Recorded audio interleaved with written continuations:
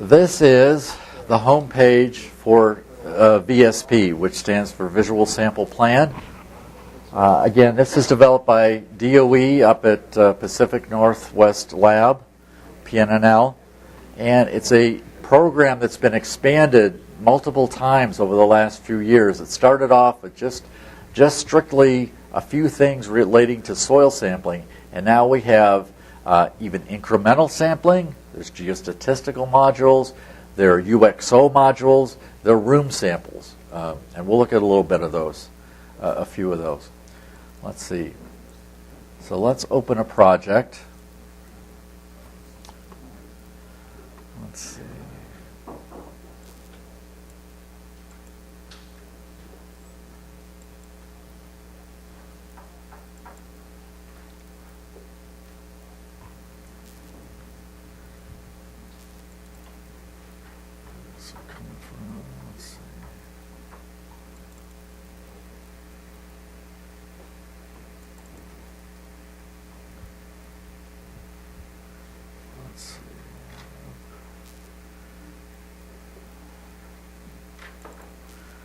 Let's see what this gives us. I'm not really sure. All right, this is a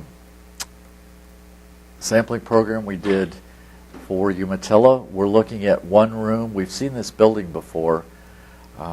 It's called the Chubb, and you can see that we have samples placed in one room. They're fairly small. We'll see if I can zoom in a little bit. A little bit bigger. You just click the little icons. We can drag this around a little bit, kind of center it. It's got some features. VSP is a little bit quirky, but it does work, and the documentation is not that user-friendly. But I'm going to start with the room because they're kind of interesting. This is a pattern we put down. We can look under sampling goals. And we can put, let's locate hotspots. Okay, and we will assume no false negative errors. And we can try and find hotspots. Okay, so we can solve for one of three different types of questions. We'll just go with the default because of time. We'll look at a grid. We use a triangular grid. We'll look at the hotspot size. This is an ellipse, so I'm going to make it a circle. Oops. Okay. And try 30 feet. Okay, let's apply it. See what I get. I don't get many samples. So we go back. How wide is the room? You know, I'm not sure. On the order of 30 feet or something? Yeah, on the order of 30, 50 feet, something like that. It's not that, it's a big room, but not huge. So I need to go back here. Let's put in, let's go way down. Let's go 5. Nope. 5. Delete. Apply. Okay. So there we go. Lots of samples.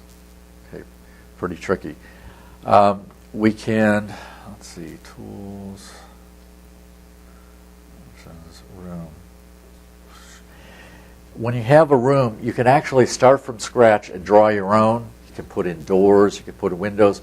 What we did in this case was pull in a CAD file or shape file from GIS, but I think it was CAD.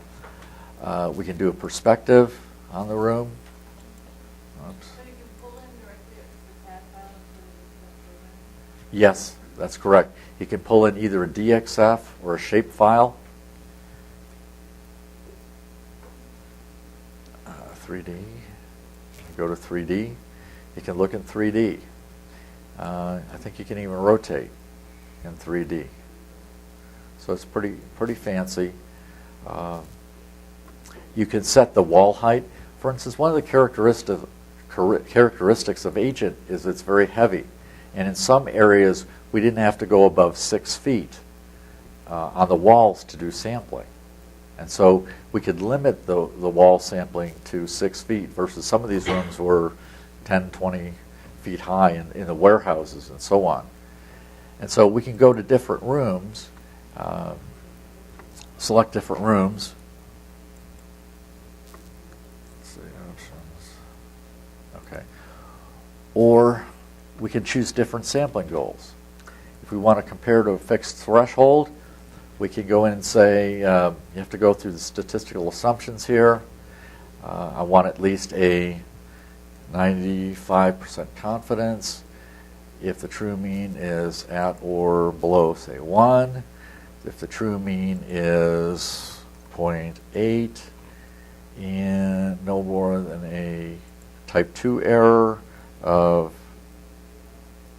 0.2, and the standard deviation is 0.3. We'll try that. See what happens. Oops. Okay. That's my random sampling grid. Okay.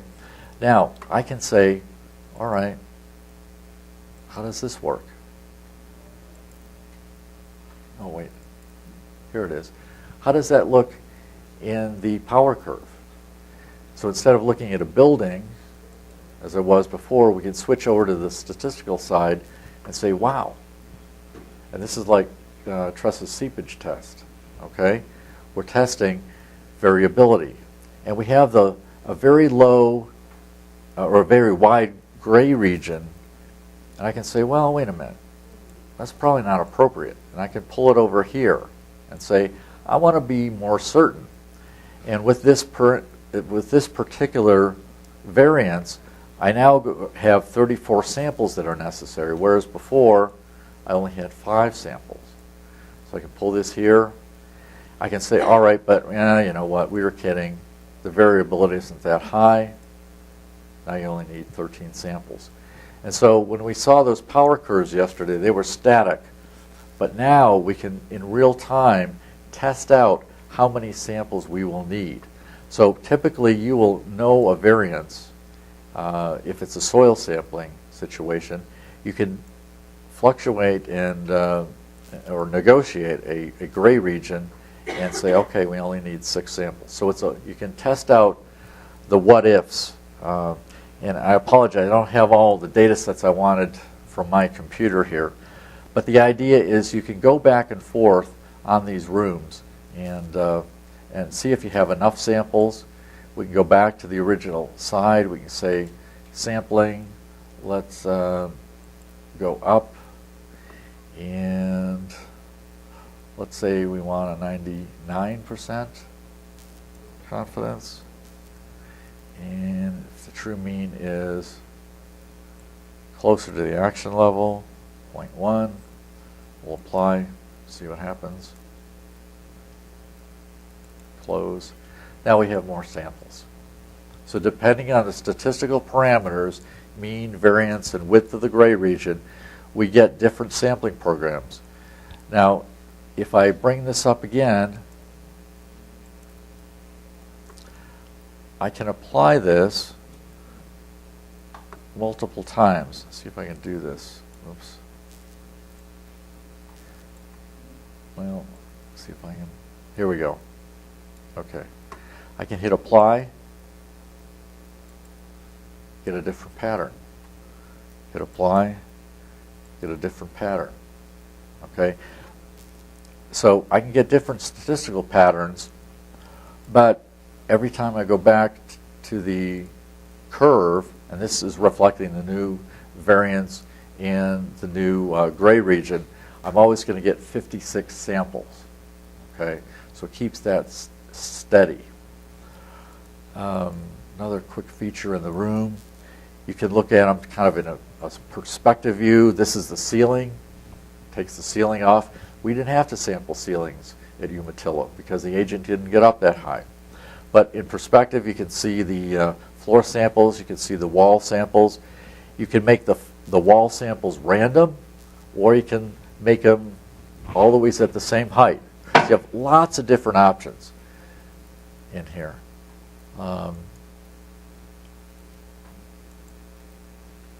Different tools.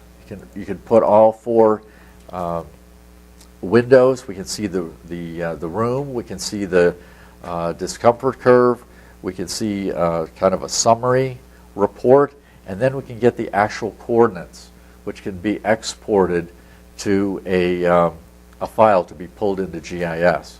So it's a pretty handy little tool. It incorporates, the physical size and shape of the rooms. And this room could be a SHMU or a decision unit of some sort for this project. Does it pick sample location, just simple random? It does. Now you can put those samples on a grid. If we come in here and say, oh, that was really a hotspot. But these are the features that I kind of have available with the data set that I put on the CD. But you can see that there are multiple options that you have. You can compare to a fixed threshold, average, mean, hotspots, detect a trend. I'm trying to see if the incremental sampling, I guess, is hidden somewhere. But there is an incremental sampling module. Here's stratified sampling.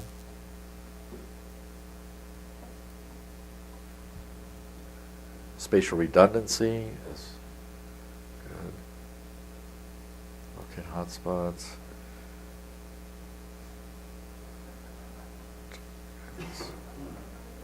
Okay. Sampling in a building. Geological. Now, I can't seem to find the incremental sampling version, but it's a very useful program. As I said, you can tell I'm having a little trouble here, but it's the kind of thing, if you put it down for a couple weeks, you forget it. But we have used it a lot to design sampling within a room, just like we're seeing here. We've used it, as we saw in the field sampling design, to use it after the building is gone and test the soils underneath the building. And I do like this 3D option where you can take a look at this in perspective view. If you want, you can export these values.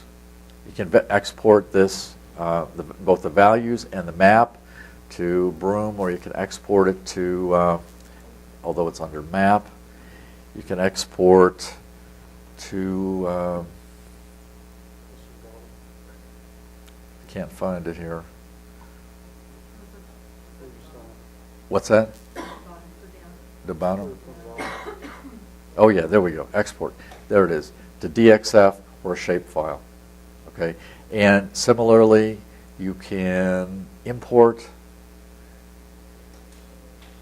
Wait a minute. Load map. There it is. Sometimes it's not here. You can see shapefiles from VSP. There's a lab that was sort of an interesting.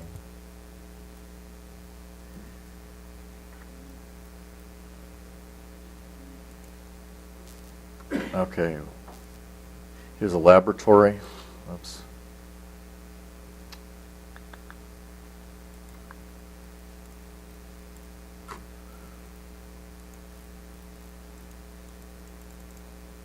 The lab building.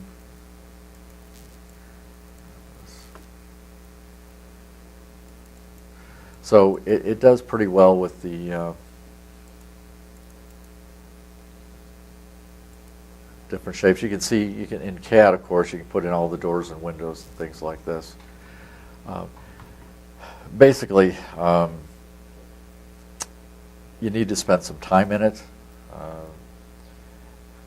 I would recommend you taking a simple, and for some reason I can't seem to find the example file. See if I can find that example file quickly. Make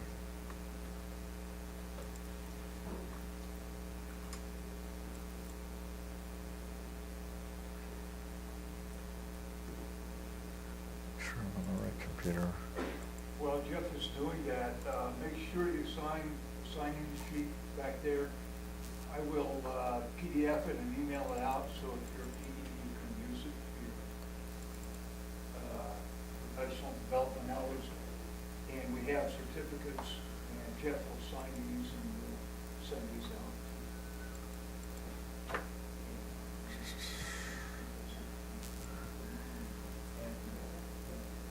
Oh, here we go, visual sample plan.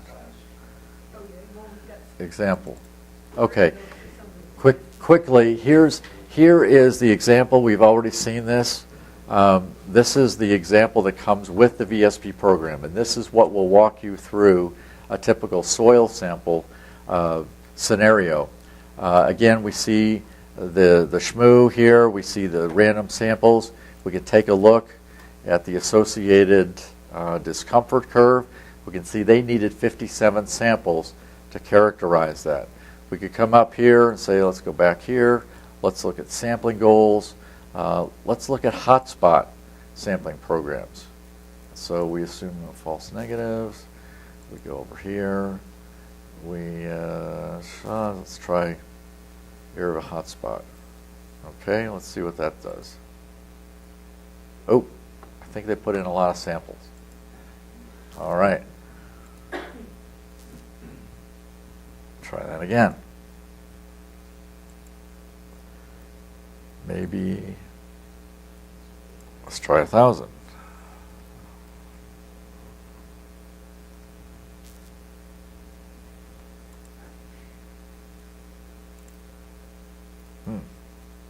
Too many. Still. All right. So it's a little bit of a trial and error exercise.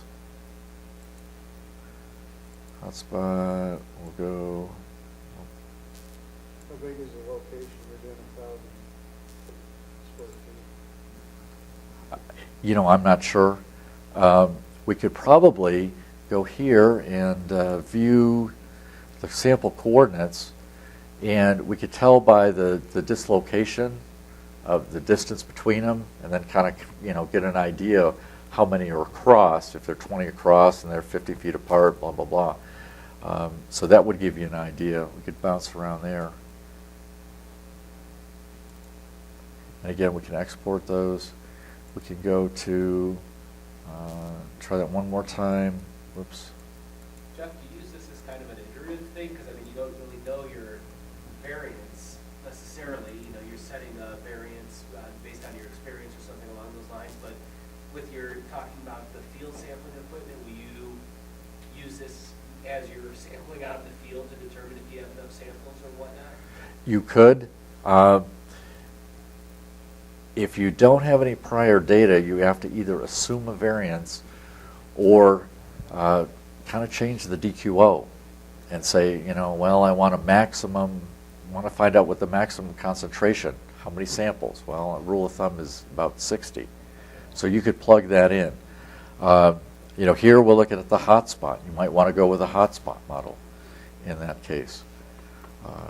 So yeah, if you don't have any prior data and you have to assume a variance, it's a little bit difficult. So there's different tools that are more applicable to that situation. That's correct. That's correct. So also I'm going to bounce this one more time.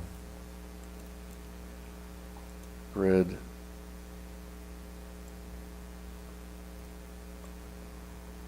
$50,000 feet.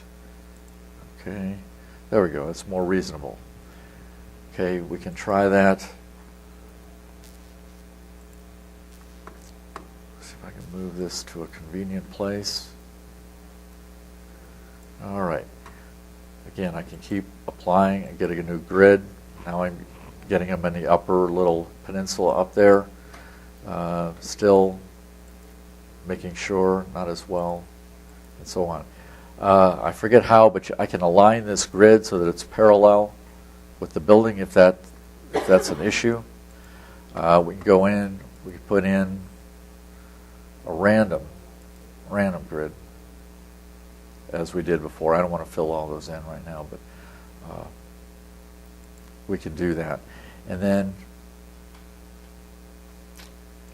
again, we've got the hotspot sampling. See, it doesn't really apply. We don't have the discomfort curve anymore, so we can go back here. If we want to fill in these, we can do that. We can say 95. Of 1. The true mean is 0.3, 0.2, 0.1, Okay.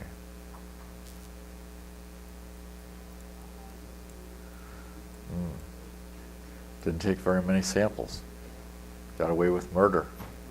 Okay. So you do have to play with it, you know, to get the right number of samples, not the right number of samples, but the right parameters so that you get something that's reasonable. If you don't think there's a lot going on, I mean, we did room sampling, and in some rooms for agent, we had 60 samples in a room. And in other rooms that we didn't feel there was any possible realistic chance of contamination, we put in 2 to 3 on the floor and up to 2 per wall around the edge. And so, you know, the 60 had a lot of samples, and the less critical rooms had a lot less. So you can make this conform to what your expectations are. And you know, the state has so far approved, or at least accepted, the variations in the different room models. Now, the process buildings, like the metal parts furnace and where they stored the agent where it came in, the density, of course, is a lot greater in there than in, say, the front office, where, you know, just people came in and there was never any agent, never any reason to suspect contamination. And so again, that's part of the DQO that we have here.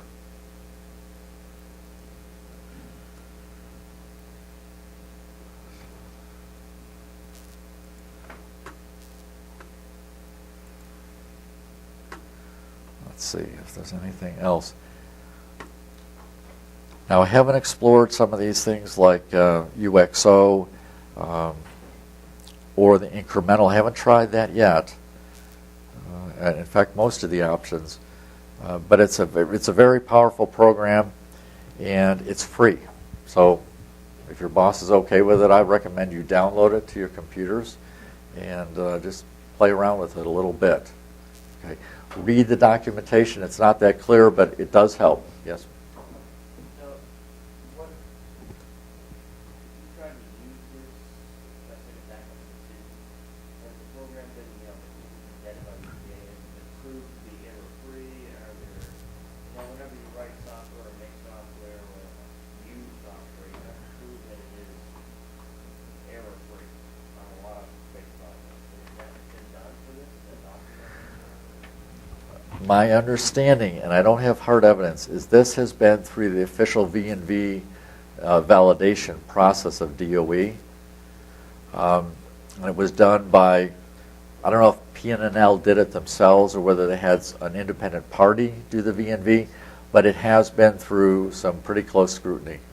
Yeah, so this is DOE approved, you know, and so if you're DOE approved, that's a pretty steep hurdle, because they go by, you know, their own internal stuff. They go by NCA 1. They go by all the V&V for software validation. We, in fact, do a lot of that. We didn't do this one, but it's been through the ringer. So you can trust this. You may not like it. I've had my frustrations trying to figure out how to make it work a few times, but it seems to produce valid results.